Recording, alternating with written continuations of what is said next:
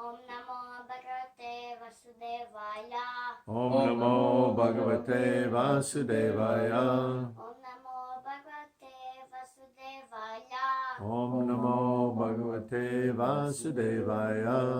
Om Namo Bhagavate Vasudevaya. Om Namo Bhagavate Vasudevaya.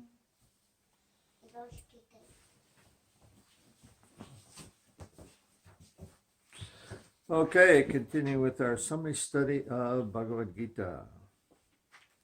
And today we're looking at chapter 6, an extremely important chapter to understand, to study, and to understand. It's full of practical information about making spiritual progress.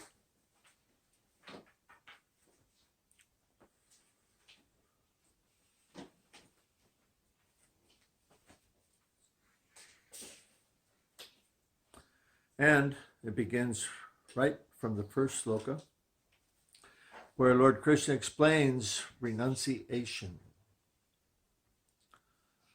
which is as we've mentioned before, a confusing subject to many people. They have the idea that spiritual people are renounced. So if I'm renounced, then I am spiritual. Okay, so if I am renounced, I am spiritual. Doesn't work like that. Because people then, what they try to do, they try to artificially be renounced. And, but because they're not actually renounced, it doesn't work. It can only work for some time. Then sooner or later it catches up. So all of our acharyas, they condemn artificial renunciation. Rather, we understand that renunciation is a byproduct of actual spiritual progress. And it's a means by which we can measure our spiritual advancement. How renounced or detached am I from the world?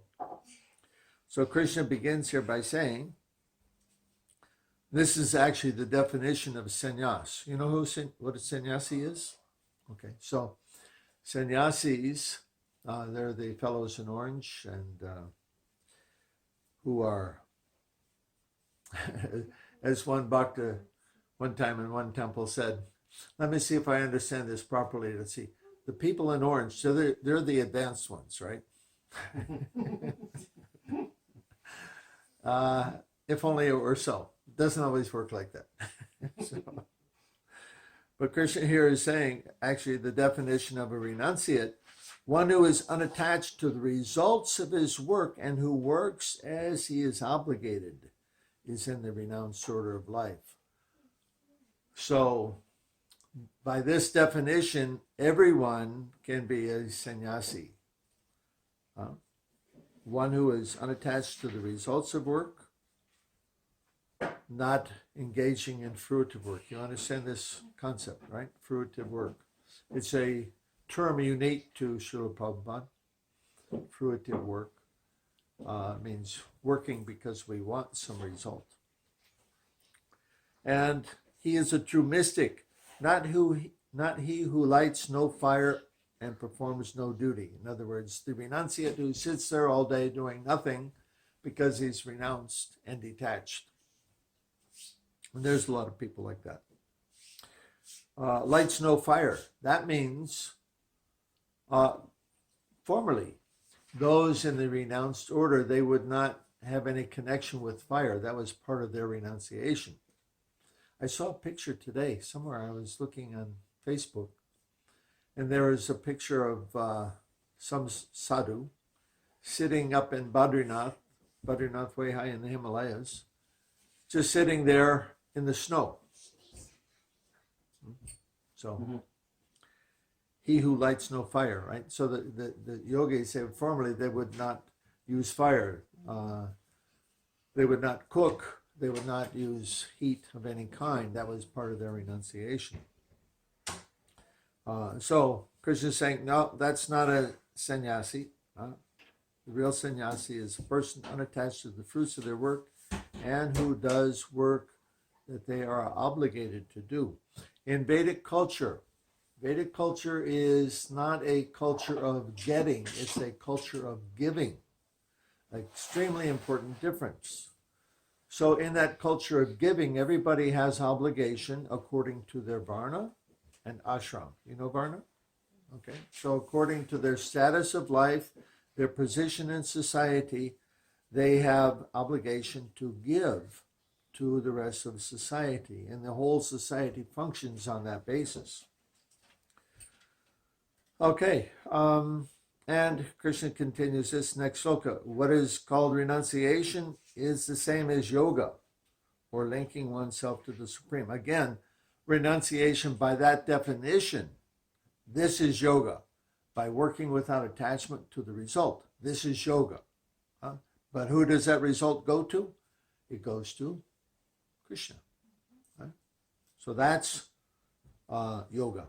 Yoga, to link up, to connect with Krishna. For one can never become a yogi unless he renounces the desire for sense gratification. Another important element. One has to first mentally give up the idea of enjoying. So, the last shloka that we read in 5th chapter last time, Krishna is the supreme enjoyer. Right? That's his position. But in this material world, we are all trying to take the place of Krishna as the enjoyer. We see all the things in relationship to my enjoyment. If I like it or not. If I like it, I accept it. If I don't like it, I reject it. So in this way, we create duality. Duality is not a principle of this material world. We create the duality that we suffer from. And then people trying to understand, why do I have to suffer? The answer is very simple. Because we're trying to enjoy. And so in order to give that up, we have to observe the activities of the mind, and we have to try to catch ourselves doing that. Now, when I speak about this concept, I give a very simple example for men. I'm a man, I know how this works. Every man is attracted to the beauty of woman. And so, and where is that attraction going on? It's going on in the mind. It's a product of the mind. So it's easy for a man to catch himself when he sees a beautiful woman, he's attracted. He can observe his consciousness and see that state of enjoyment. And then at that time, what you do is you bring Krishna into the picture and remind yourself, her beauty is meant for Krishna to enjoy. He's the enjoyer, not me. And to see her as spiritual being, not the body. When you do that, the consciousness immediately undergoes a great shift. And you can then, by practice of this, you can begin to experience this consciousness of being the enjoyer. And then, as you continue with this, when you see this consciousness enter in, you can immediately check it. And then gradually, by practice like this, free yourself from this enjoying consciousness. How that works for women, you tell me. Same. I don't know. Same? Same. Okay. All right, good. Of course, women are attracted to different things than men. Yeah. Probably when you go shopping, it happens. Something like that. Okay. So, this is, again, another very important principle. Okay, this chapter is full of practical tips how to make progress in spiritual life. Okay. Continuing. For one who is neophyte, one who is a neophyte in the eightfold yoga system. This is the kind of yoga system they do, what they call dhyana yoga. Is that what they call it? There? Kakudmi's wife, they call? Dhyana, no, this is... No, dhyana. Yeah. How do they call their yoga? At the, huh? Dharma, Dharma because yoga. Dharma his- yoga. Yeah. Her teacher Okay, is called Dharma yoga. Dharma Yeah, Mitra. So anyway, that there Dharma yoga. The Eightfold Yoga System. This is basically yama, niyama, asana, pranayama. So there's 8. I don't know all 8. But for one who's a neophyte in that system, work is said to be the means. And this is also true even for Bhakti Yogi. Work. One has to have practical activity that one engages in. Because if one simply sits down and tries to chant Hare Krishna all day long, it's not going to work. So therefore, work is said to be the means. And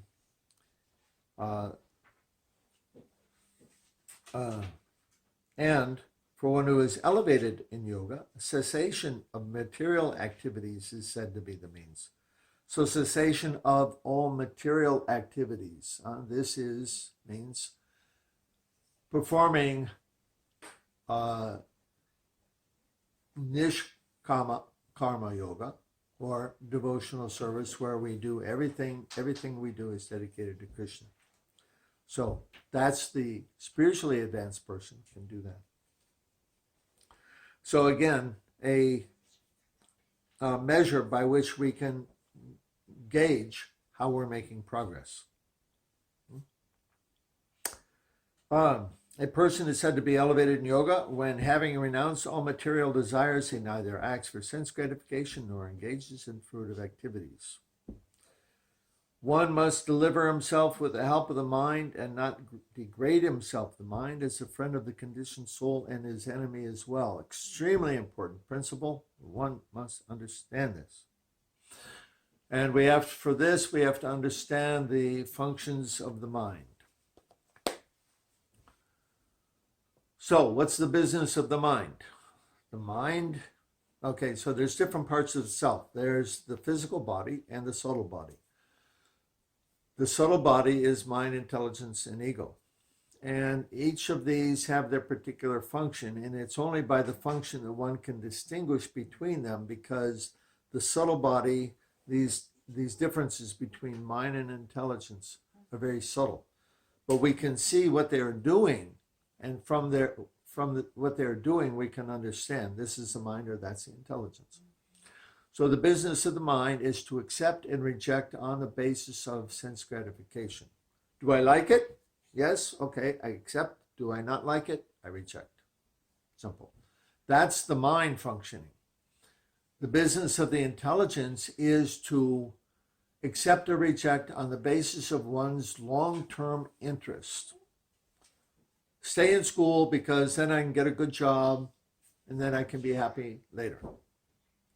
Or it's a nice day out today, I don't want to go to school.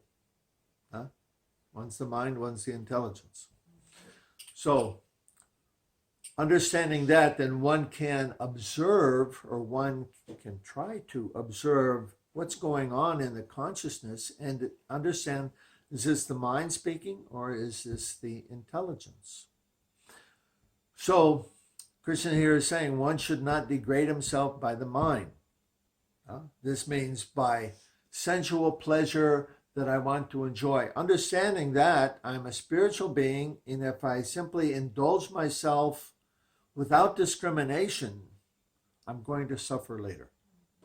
So that's the intelligence. So one should not degrade himself by the mind,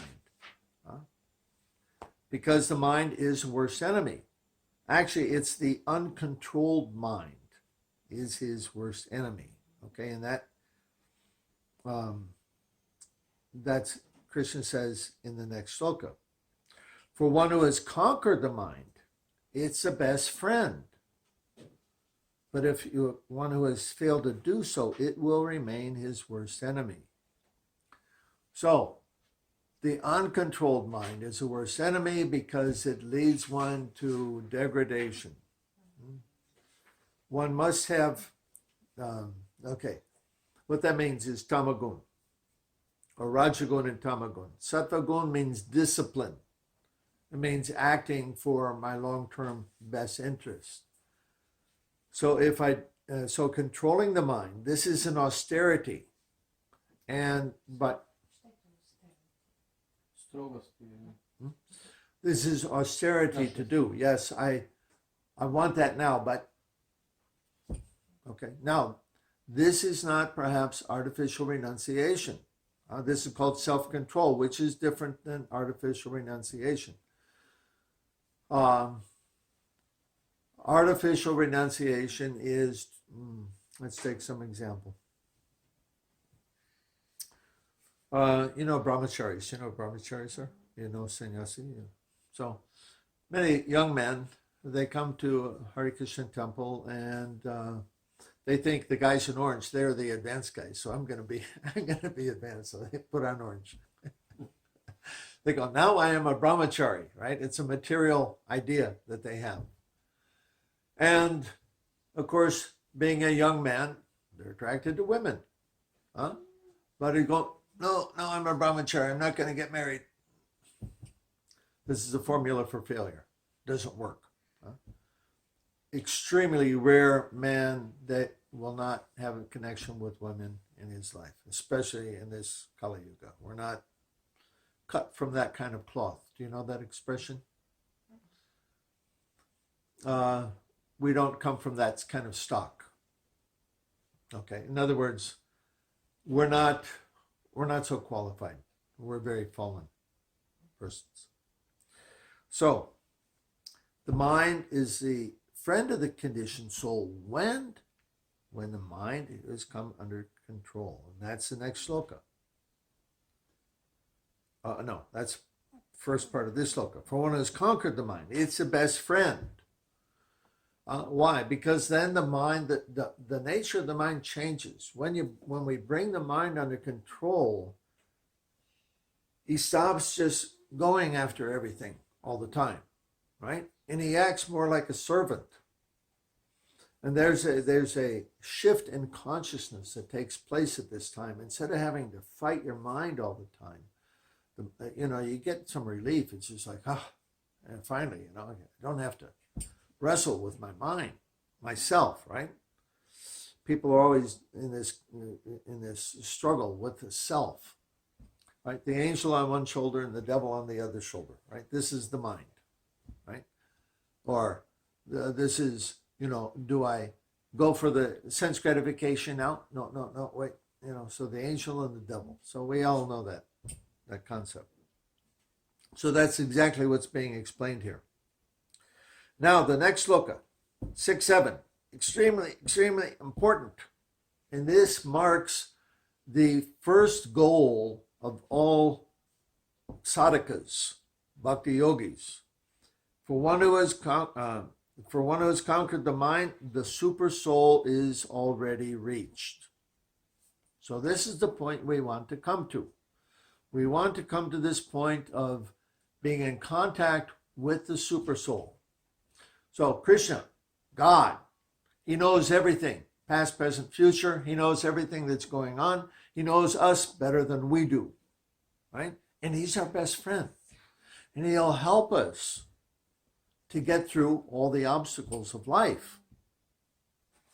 So, but how do we hear him, right? Which one is, if I'm listening to my consciousness, so many voices are there, right?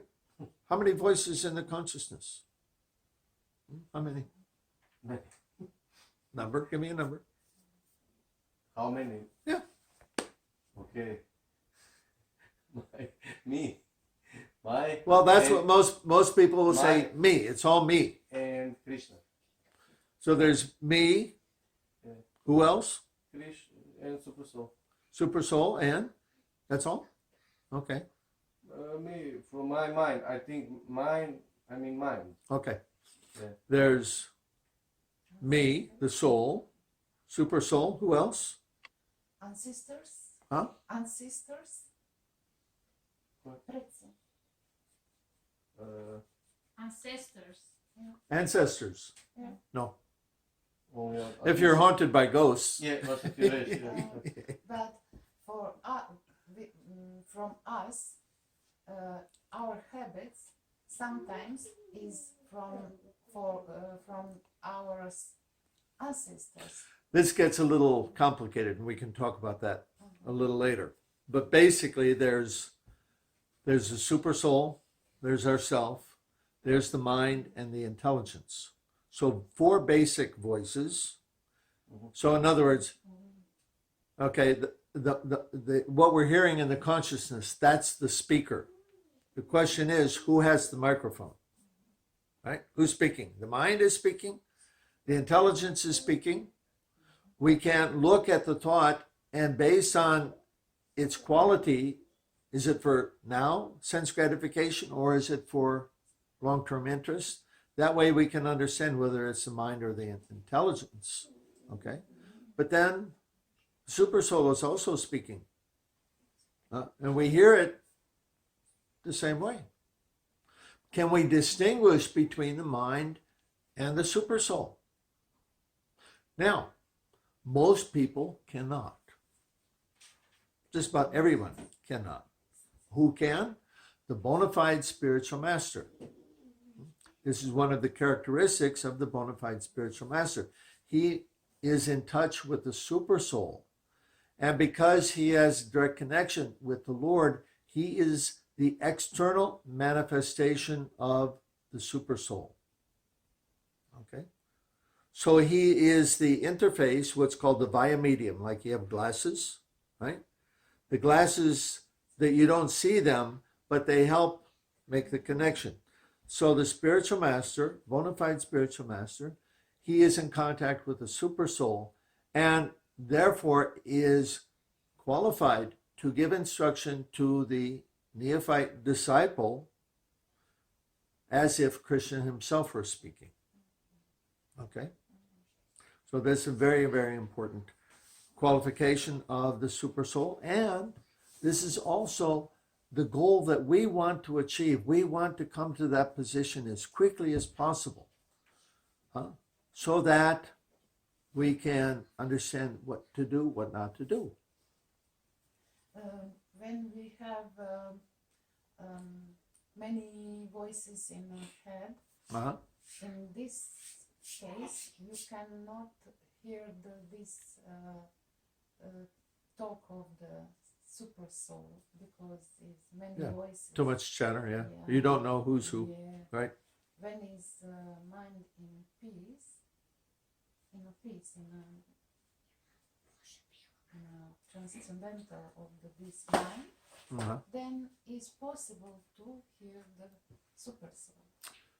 Well, as Krishna is saying here, when one brings the mind under control, then one can hear the super soul.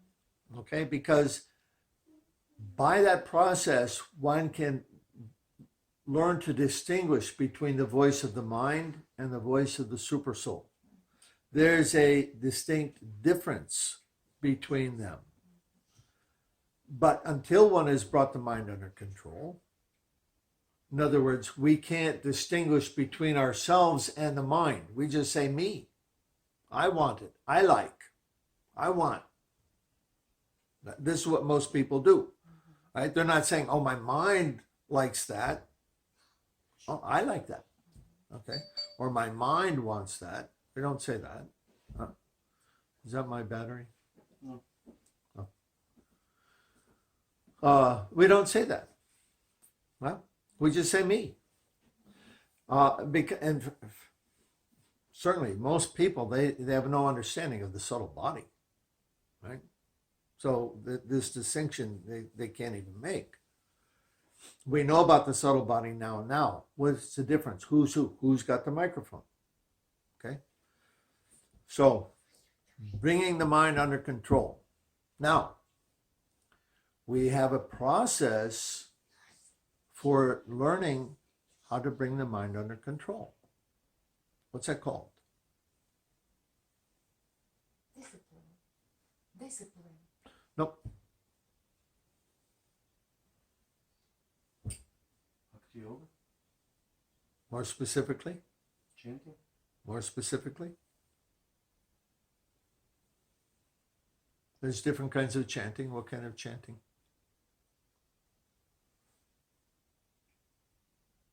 Chanting japa? Yes. Japa. Okay. Okay. Japa, what? Japa is meditation. Okay. Meditation, and what do we do in meditation? We stop the mind. Okay, we control the mind. Later in this chapter, Krishna is going to talk about the mind. We'll come back to that. Arjuna complains he can't do this because the mind is like the wind. It's easier to control the wind, he says, than to control the mind. But Krishna replies, it is possible by constant practice and by detachment. So, this is an important thing to know. When we're doing japa, now, it's not about chanting. Chanting is not the important thing. The important thing about japa is hearing. By hearing the sound, focusing the mind on the sound, the mind associates with the Lord in the form of that sound vibration, and that association purifies the mind. Many people, many devotees, they're chanting, they're focusing on chanting. I chant 16 rounds. But they're not listening. And the mind is all over the place. No benefit. No benefit. So it's very important to understand what is the process of chanting is to bring the mind under control. And we have to practice that. So again, later in this chapter, Krishna says, from whatever and wherever the mind wanders due to its flickering and unsteady nature, one must withdraw it and bring it back under the control of the self. So this is the process. Again, this chapter is full of practical advice how to make progress in spiritual life. One of the most important chapters for neophyte devotee. This gives us the real basics for understanding what to do. So, how do we know then when we have the mind under control? Krishna explains that in the second part of this verse. For one who has conquered the mind, the super soul is already reached. For him, happiness, distress, honor, dishonor, hot and cold, they're all the same. And how this look in practical? Yeah, right. How? Exactly. What does this mean? Hot and cold, they're the same. Let's see. If I put one hand in hot water and one hand in cold water, they're the same? What does this mean? Okay. Honor and dishonor, maybe we can understand that. Okay, I'm not affected by that. But what's the characteristic of all of these three pairs? Right? This is duality. Hot and cold is a duality. Honor, dishonor is a duality. Right? Happiness, distress, this is duality. Right? So, this means when one has actually conquered the mind, one becomes free from duality. Now, why? Okay, because why? Again, the mind, what's the business of the mind? Accept and reject on the basis of sense gratification.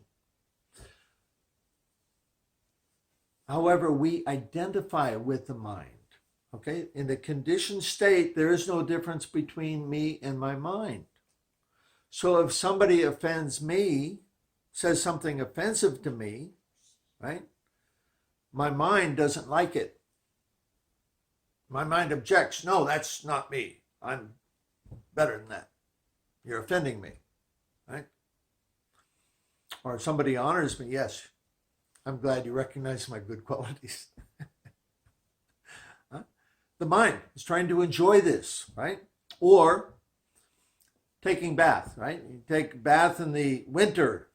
You don't want cold water. You want warm water is nice, right? Hot water, maybe even in the winter. Or you take bath in the summer. That time, cold water is nice, right? Based on what? Based on the mind. I like this or I don't like it. The duality. It's coming from the mind. The mind is creating this duality, and it's our identification with the mind, our not being able to separate ourselves from the mind, that puts us into this duality. So when we've brought the mind under control, we'll see that we've become free from duality. And this again is another signpost, it's another marker, an indication of our spiritual progress. We'll know that. You'll know it when it happens. And then you can understand, At the same time, we want to be trying to come in contact with the super soul. This is something that we should endeavor to do, practice. We should practice to do. Because what is the super soul going to tell us? He's your best friend. What will he say? Well, the translation of the word inspiration. Inspiration, everybody knows, inspiration. This means, actually, I think it's Latin. The word means God within. So God in the heart is telling us what to do. If you're painting, you're doing some art, you're doing some creative activity, you're endeavoring in some sport. Super soul is giving information. Do it like this, do it like that. Try this. So this is Krishna, the super soul. And super soul is our best friend. He can also tell us something like, don't put your keys there. You'll forget them. And then you think it's your mind. You don't pay any attention. Then later on, where's my keys? Oh, yes. My friend, the super soul, told me, don't put my keys there. I remember, I didn't pay attention. Or, take your umbrella today. It's going to rain. And you look outside, it's nice and sunny. I don't want to carry my umbrella. Later on, super soul, he can tell us anything. There's a nice anecdote with Prabhupada. Prabhupada was one time speaking with a professor, and he said, Krishna tells me what to say. And one of Prabhupada's leaders was with him and tried to correct Prabhupada. And he said, what Prabhupada means is Krishna gives him the intelligence what to say. To which Prabhupada replied, no, Krishna tells me what to say. So, Prabhupada being in touch with the super soul, being a bona fide spiritual master, Krishna would tell him what to say, and he would say it. And many devotees, we have many videos of devotees recounting their activities with Prabhupada. And many devotees would say, it seemed like he could read my mind. One of my favorite stories like this is, what's his name?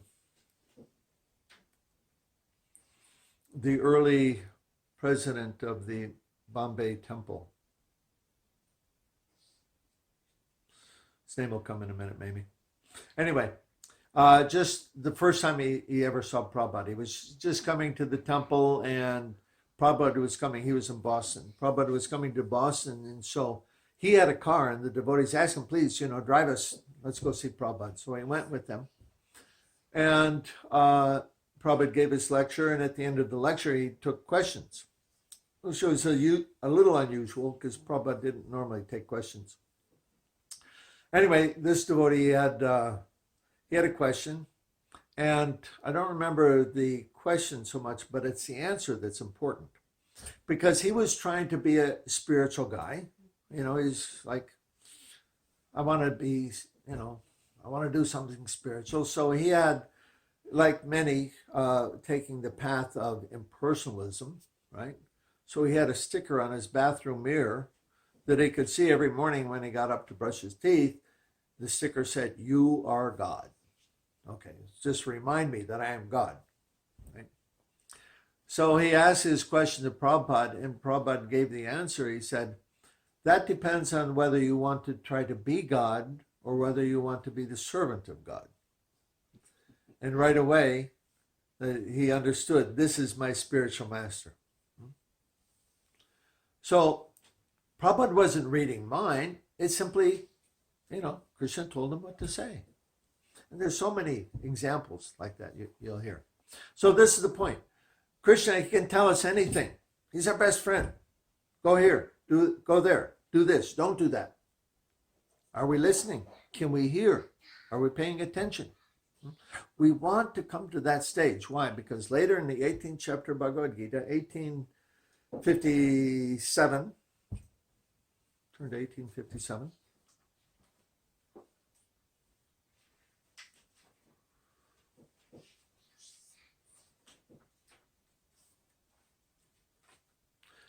In all activities, just depend upon me and work always under my protection. In such devotional service, be fully conscious of me.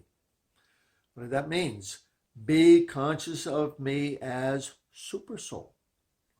We call this the International Society for Krishna Consciousness, to be conscious of Krishna.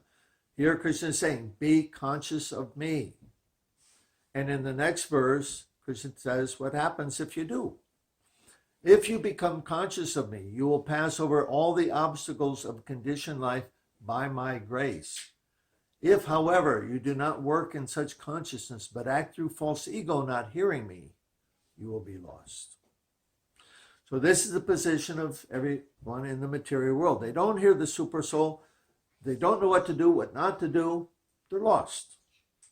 But by learning how to control the mind, by coming in contact with the Super Soul, we will pass over all the obstacles of conditioned life by Krishna's grace.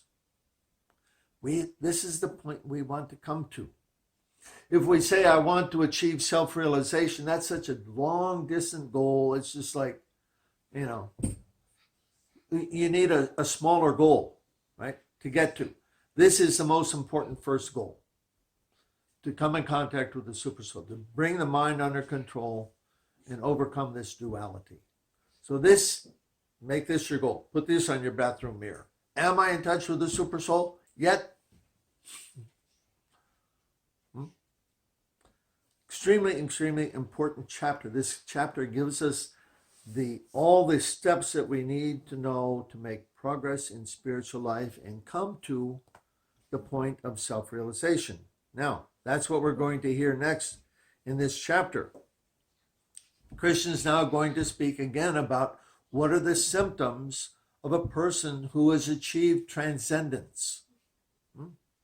Now, we pointed out in previous chapters how Krishna explains the symptoms of a person in transcendence.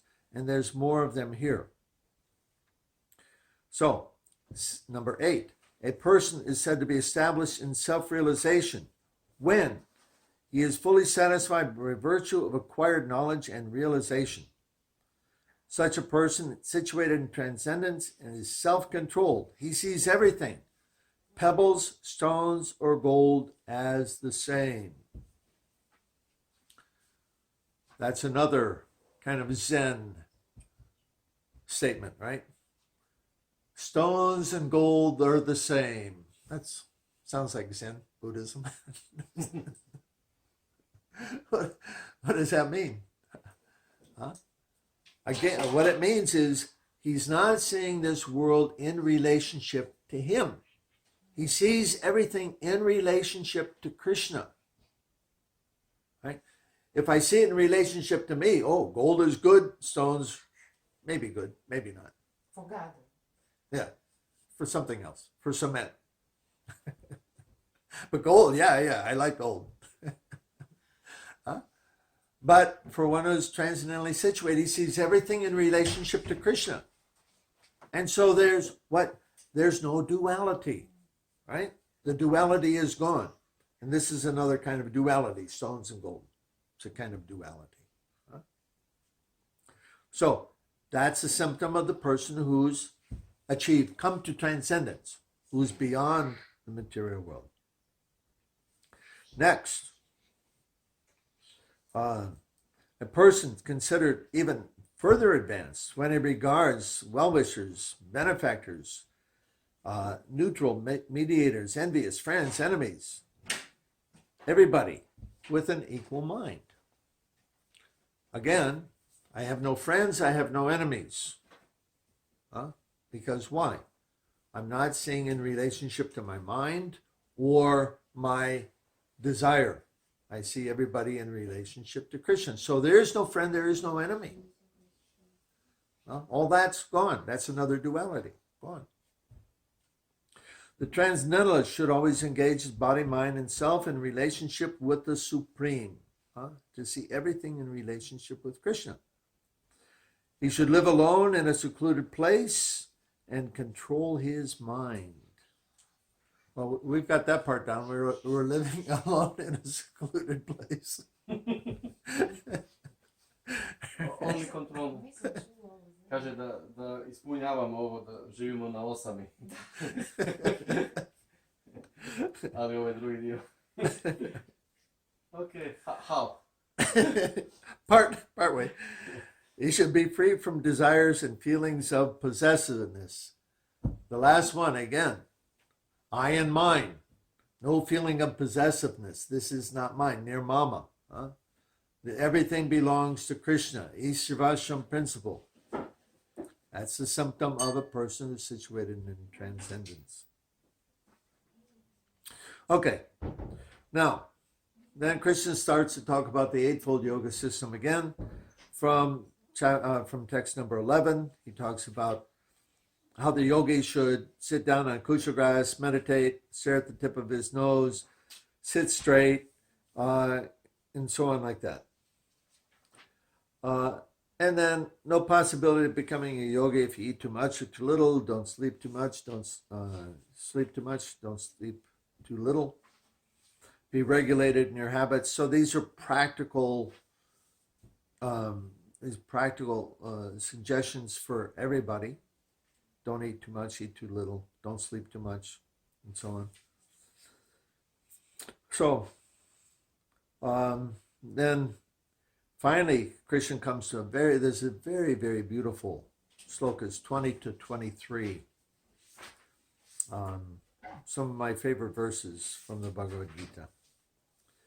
In the stage of perfection called samadhi or trance, one's mind is completely restrained from material mental activities by the practice of yoga. This perfection is characterized by one's ability to see the self by the pure mind and relish and rejoice in the self. In that joyous state, one is situated in boundless transcendental happiness, realized through transcendental senses. Established thus, one never departs from the truth, and upon gaining this, he thinks there is no greater gain. Being situated in such a position is never shaken, even in the midst of the greatest difficulty. This is indeed actual freedom from all miseries arising from material contact. Beautiful description of a person in the transcendental position. So then 25, gradually, step by step, one should become situated in trance by means of intelligence, sustained by conviction. Thus the mind should be fixed on the self, or the mind should be controlled. So this is it. Step by step. One doesn't get there immediately. The highest truth is attained by slow degrees, by the method of constant endeavor for self-realization, with the help of scriptural evidence, theistic conduct, and perseverance in practice. So, step by step. Now, we come to the point where Arjuna is asking, Krishna's telling Arjuna about the mind, how to control the mind. In 26, wherever the mind wanders due to its flickering and unsteady nature, one must certainly withdraw it and bring it back under the control of the self. And a few more slokas about the mind. And then a very nice sloka in text 30, Again, for one who sees me everywhere and sees everything in me, I am never lost to him, nor has he ever lost to me. The yogi engaged in this practice knows that I and the Supersolar One remains always in me in all circumstances, and is the perfect yogi, who by comparison with his own self sees the true equality of all living beings, both in happiness and distress. So that is basically a conclusion of Krishna's instruction to Arjuna about that. Now it's time for questions, and Arjuna says, yeah, I've got a question. I can't do this. Not possible. Too impractical. Because the mind is too hard to control. It's restless, turbulent, obstinate, and very strong. And it's easier to control the wind. Now I want to ask you, in text 35, Krishna, in the original Bhagavad-gita, Krishna says it is possible to control the mind by constant practice and detachment. Is the word constant in your translation?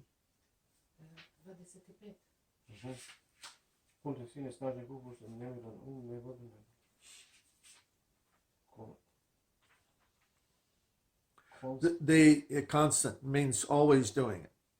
The edited book says by suitable practice and detachment. But the original, suitable. yeah, the original one is constant. So cross out suitable and put constant there. Prabhupada's translation is constant. Constant. Yeah, not suitable. Okay. Constant practice means you always have to practice. This is something you do all the time. Control the mind until you get it done. Okay? Constantly. And what does detachment mean? Detachment means that we identify with the mind, and because of that identification, we want to give the mind freedom. We don't want to restrict the mind. Okay, the last word there. We can control the mind by constant practice and detachment. So detachment means I have to be willing to let go. Whatever thought that I think I need to think about now, let it go. Now this comes up in our practice of yoga, our practice of japa, okay? When we're chanting japa, mind's running so many things, right? And we have to stop it. So one important thing to do when we're meditating on japa is to keep a pen and paper there with us. And whenever these important things come that we want to think about now, just write it down, and we tell the mind, okay, we'll think about that later. Right now we're going to meditate. Because otherwise the mind will go on and on with it, right? We all have experience. Yeah. So pen and paper, or you keep a recorder or something like that. You make your notes so that all those things that are so important that we're attached to thinking about now, we say, okay, yes, I will do it. We'll think about that later. Detachment, that's what that means. Okay, then Arjuna's got another question.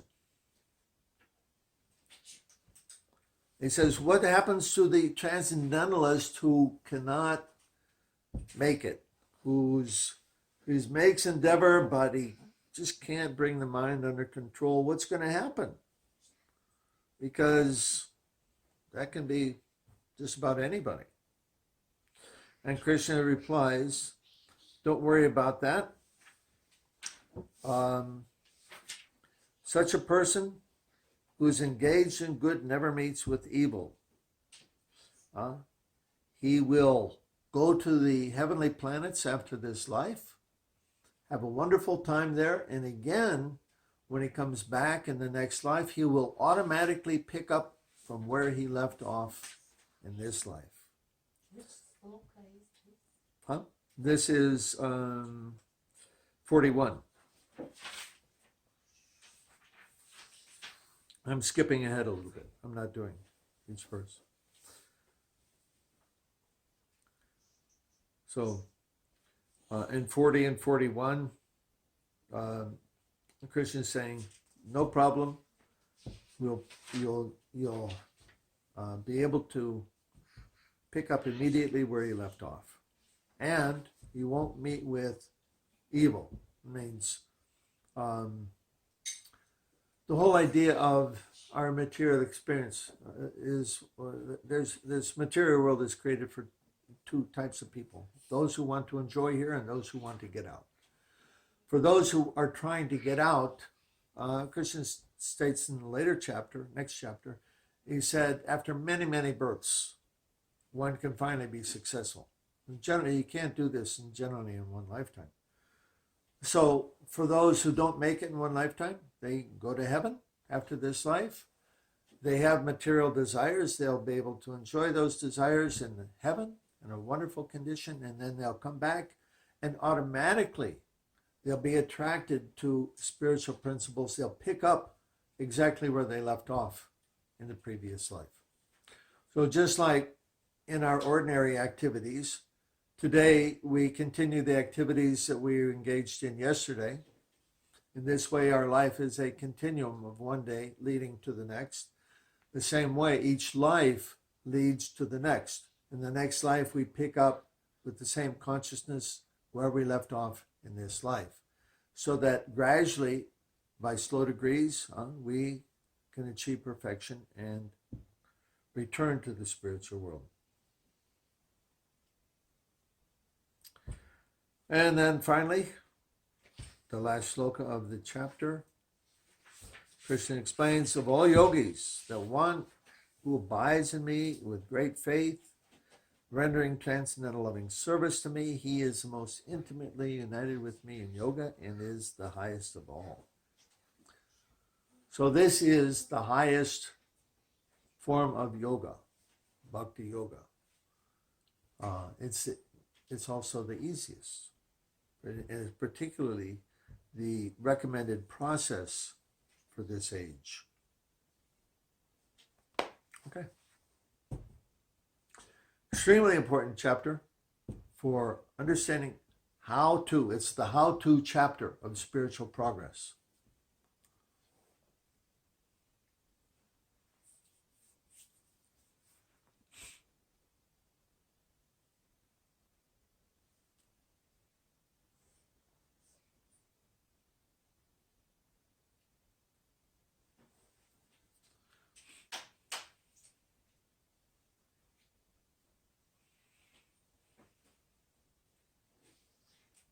How looks and what is doing the person who is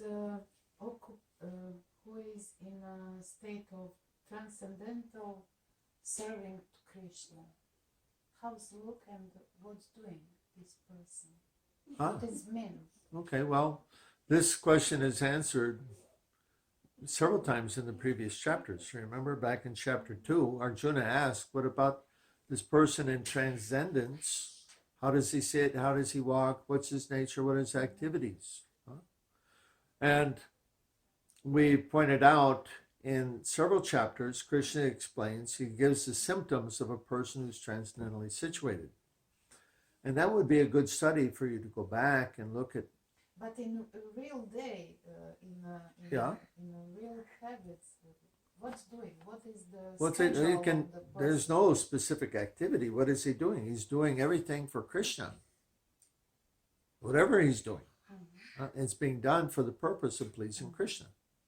Okay. Cooking, cleaning, plowing the field, growing flowers, shoveling snow, chopping wood, anything. Bhakti yoga, how to turn every activity from material to spiritual. That's the art of yoga.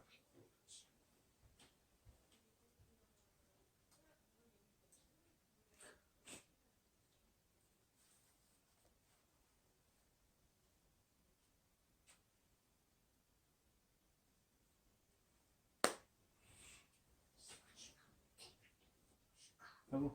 Yeah.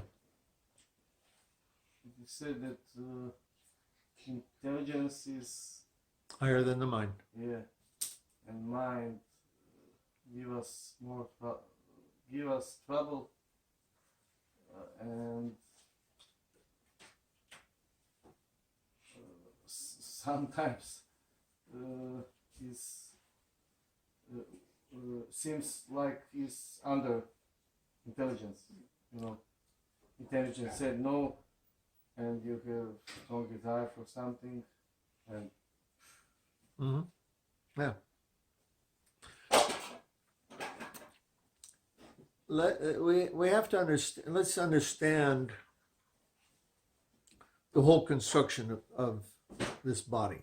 Okay, we're a spiritual being, a little atom, atomic spiritual energy situated in the heart. And we've got this machine that we're using. Did you see Men in Black? Did you ever see this movie? Did you see the movie Men in Black? no. No? There's about aliens in this video. And there's one, this fellow, this dead alien is in the morgue. You remember this? And the top of his head opens up and there's a little teeny guy like sitting at the controls of the body. This is soul. So we're kind of like that, Yeah. right? We're way down here in the heart and we're running this big machine, right? And so there needs to be an interface, right? So we all use computer, we understand the interface, right? Between the processor and the user. So we don't know what's going on in the processor of the computer, what's going on there, but we see a screen and we have a keyboard. And so we have this interface that we're interacting with and we do something and it gives some result. So the subtle body is the interface between the soul, the spiritual energy, and the material energy, the physical body. So that's the subtle body. It's the interface. We feel the impression of the mind as if it's us. So if you watch an infant child, as it's learning how to control the body, right? You can study this, and you see, just kicking its legs, and then finally it learns, oh yeah, if I think like this, I can move my leg or my hand or whatever. And so gradually, the control of the body develops as the child learns how to use the mind to control the body. So that's the lower self, the mind, and its connection with the body. That's what the mind does. The mind is used to activate the senses, right? The senses bring information to the mind, and the mind interprets that as good or bad, desirable or undesirable.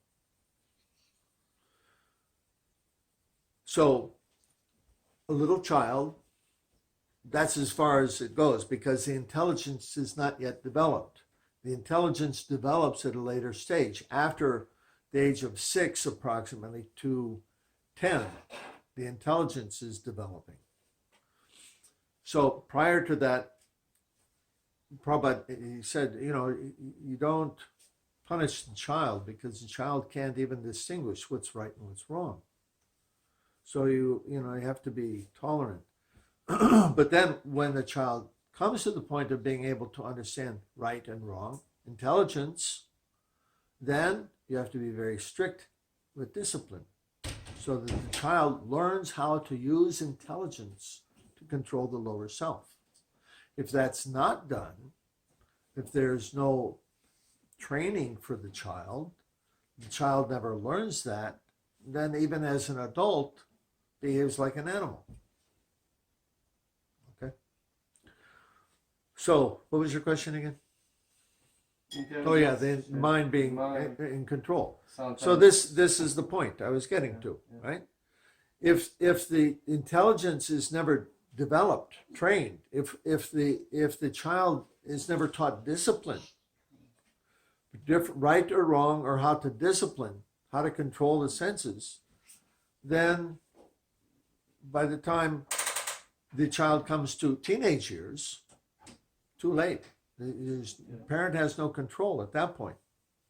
Right? So that training has to be done principally between the ages of 5, 6, and 12. That training has to be there. But today is nobody have this Yeah, kind of, so Kali Yuga, so we see what the result is. yeah. Right? So this is called Varna Sankara, unwanted population, where they're not given any training. There's people breed like cats and dogs, and so the result is chaos in civilization.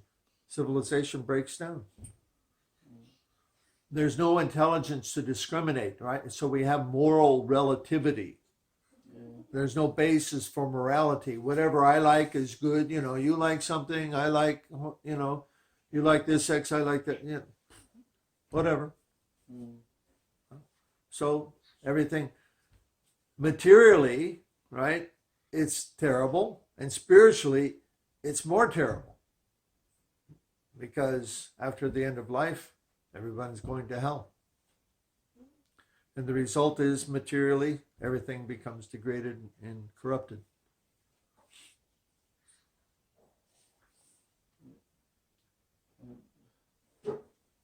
What we can then, because With what? when we don't get education If we don't have education? on time, when I get education with 30 years. Well, very difficult. Yeah. What happens, many of these people, they become criminals and they wind up in jail. They're forced to control their senses. Yeah. So, no, it's a tragedy. It's a great tragedy. You've dealt with all those people, right? Yeah. In your professional life. They have no control. Yeah. And we also must go to some kind of jail if we don't get disciplined. Yeah. Yeah. So, having children is, and raising them properly it's a great responsibility for parents. And it's if you don't discipline the child properly, then it's a great disservice to the child. This reminds me, conquer your mind. This is one of qualification. Teacher, parents, Yeah, exactly. and Yeah. and most of us like monkeys, not like. So the parents, they have to require some discipline, and if or the teacher, right? But now in school, the teachers, they can't even discipline the child. If the teacher tries to discipline the child, they get problem. Yeah. So there's, this what this means is that they say in English, civilization is going to the dogs. Maybe you have a saying like this. Yeah.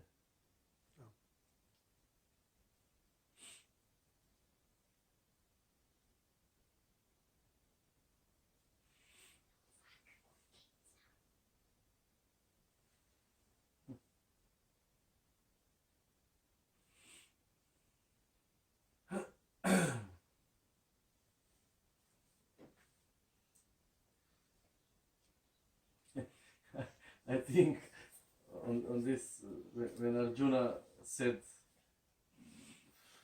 this is too heavy, like Impossible. impossible, better wind.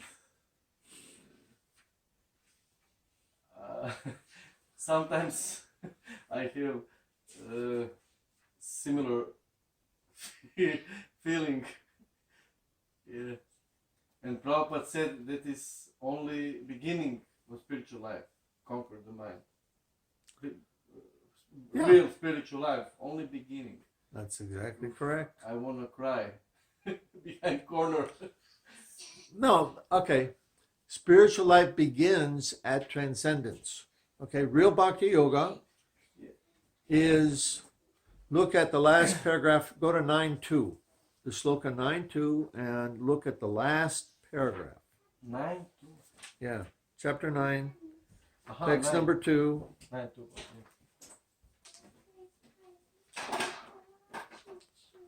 Okay. Ooh. Yeah. Raja Vidya. Long paragraph, or long. As will be seen in Bhagavad-gita, actual devotional service begins after liberation, after one is liberated, when one is situated in Brahman, Brahma-bhuta. No. 9.2, 9. text 2. No. The This is very last Raja paragraph. Vidya, Raja Guyam. The very last paragraph. I'm not reading the sloka. Aha. Last paragraph, right at the end. Okay. Aha, zadnja rečenica. Okay. Okay. As will be seen in Mhm. Bhagavad-gita, actual devotional service begins after liberation, when one is situated in Brahman position, Brahma-bhuta. One's devotional service begins. What does this mean? Your devotional service will begin because what you see everything in relationship to Krishna. You know that you're not the body. You are acting, you're following the instruction of Super Soul. And so then your pure devotional service begins. So this is actual devotional service. Before that, we are doing what's called mixed devotional service, right? Something part for me, part for Krishna, right? Sometimes I'm serving my senses, sometimes I'm serving Krishna. Right. So this is not yet then Brahma-bhuta, not stage of liberation. So this is the point. That's why I said this is the immediate goal. Bring the mind under control. Then at that point we come to liberation. Then we can begin. At that point, what that means? What do we begin? Means we begin Raganuga Sadhana Bhakti. When? After coming to Brahma-bhuta position or bringing the mind under control, the transcendental position. When we're there, then we can begin Raganuga Sadhana Bhakti. After And that's what Prabhupada refers to here as actual devotional service.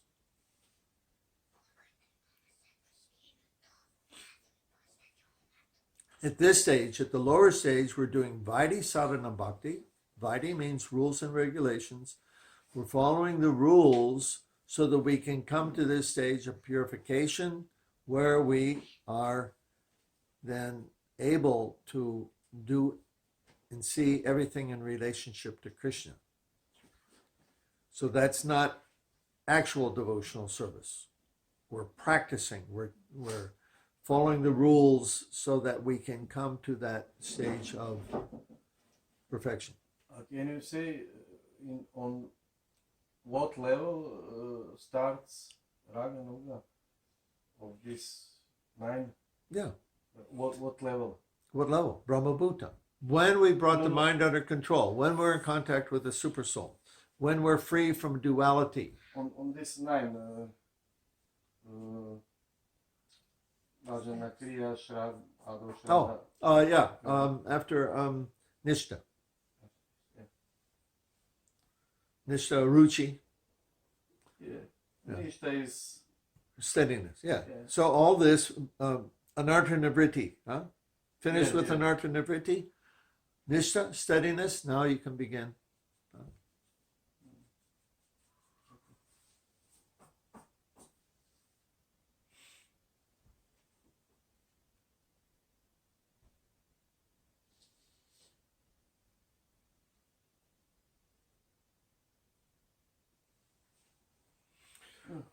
Okay? All right, yeah. Study this chapter, read it again and again and again. It's essential to know what to do, how to progress. Srila Prabhupada ki, Jai. Hare Krishna.